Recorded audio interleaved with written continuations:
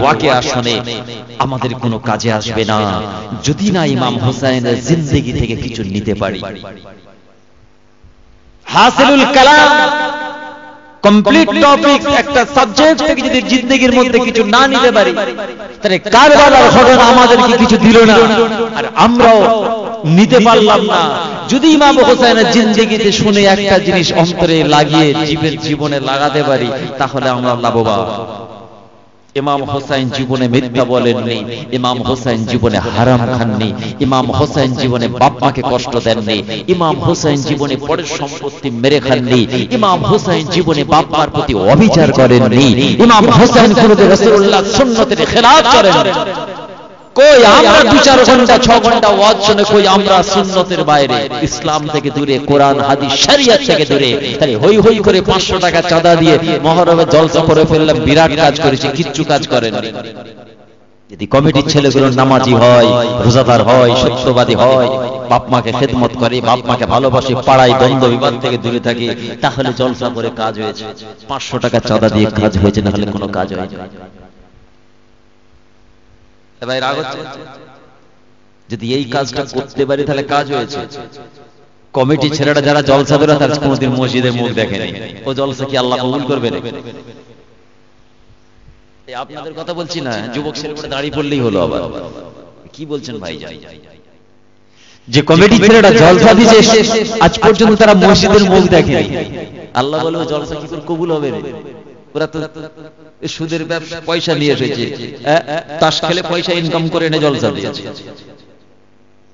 আরে এসব হচ্ছে, আমরা হাওড়া জেলায় দেখছি একটা জলসা 2 লক্ষ টাকা খরচা করেছে।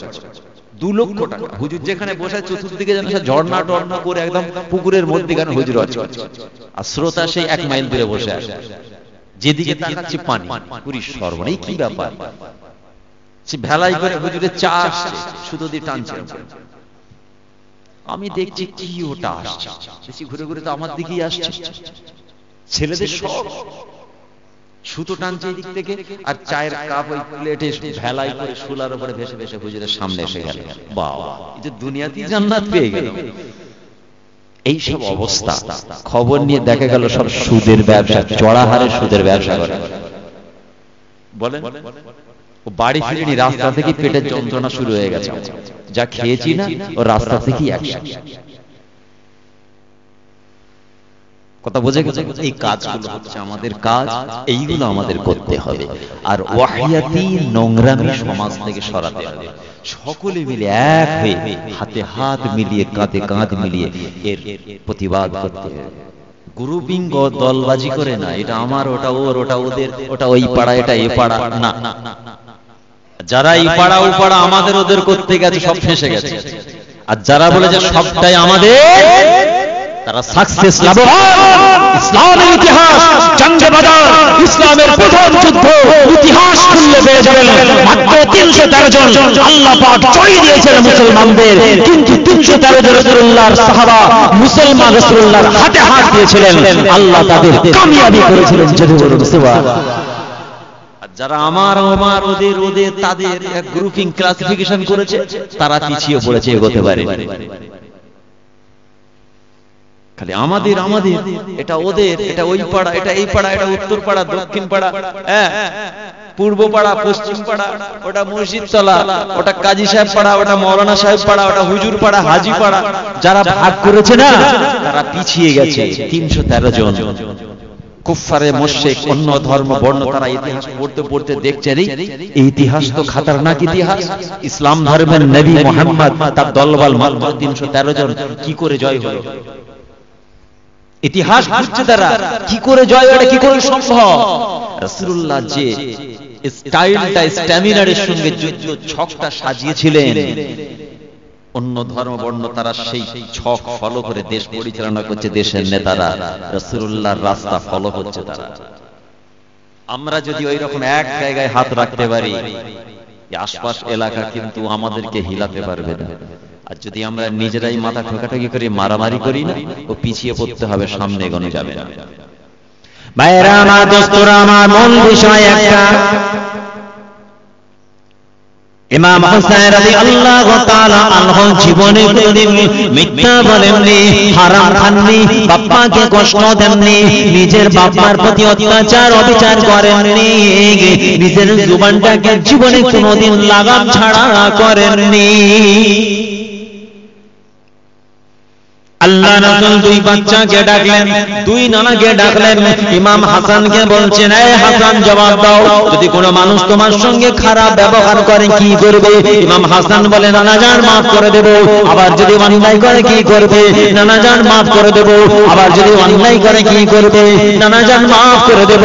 এই হুসাইন তুমি বলো, যদি কোনো মানুষ খারাপ ব্যবহার করে নানা জান মাফ করে দেব, যদি আবার করে মাফ করে দেব, যদি আবার অন্যায় করে নানা জান এমন শিক্ষা দেব মত পর্যন্ত আর করবে না। দুই ভাই, একজন তিনবার বলল নানা জান মাফ করে দেবো, আর একজন দুবার মাফ করে তিনবারের মাথায় নানা জান এমন শিক্ষা দেবো জীবনে আর করবে না। রাসূল বলছেন দুজনেই ঠিক আছে। তো আপনাদের গ্রামে, আমাদের গ্রামে, সারা দুনিয়ায় সব জায়গায় দুই রকম মেন্টালিটি মানুষ আছে। আমি কিন্তু ইমাম হুসাইনের দলে। এই বুঝতে পারছেন? আমাদের পূর্বপুরুষদের দলে, কারণ সে ব্লাড তো আছে। একবার মাফ করো, দুবার মাফ করো, তিনবার জামার কলার ধরবো, এমন শিক্ষা দেবো মওত পর্যন্ত অন্যায় করবে না।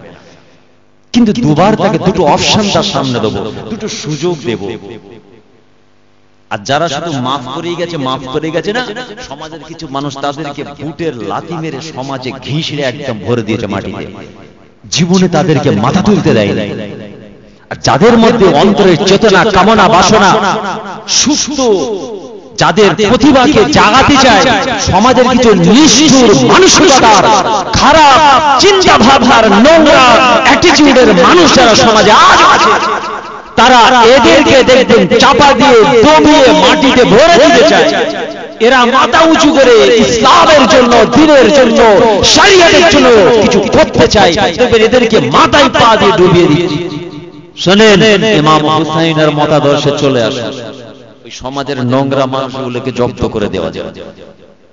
ইমাম হুসাইন নানা জানকে বলেছেন, রাসূলুল্লাহকে দুবার মাফ করুন, তিনবারের মাথায় শিক্ষা দেব। যুদ্ধটা হয়েছিল কেন জানা আছে? এই জানা আছে?